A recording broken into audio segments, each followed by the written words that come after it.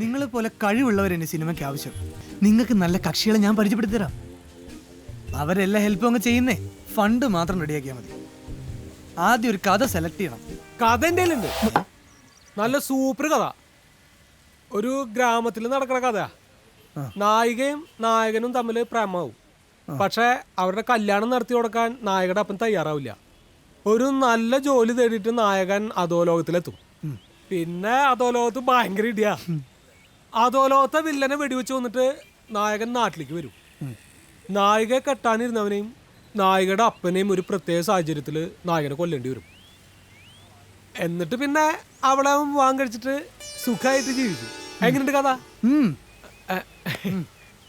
Super. നല്ല ഗ്രാമത്തനിമയുള്ള കഥ. ഒരു സത്യനന്ദിക്കാടില്ലേ അല്ലേ? ഒരു ഫാമിലി സിനിമയുടെ ഈ ഉഗ്രൻ കഥയും കയ്യിൽ വെച്ചോണ്ടാണോ നിങ്ങൾ നടക്കണേ? മച്ചാനെ, വേറെ ഒന്നും വേണ്ട, ഈ കഥ തന്നെ മതി. ഉടൻ തിരക്കഥയാക്കണം.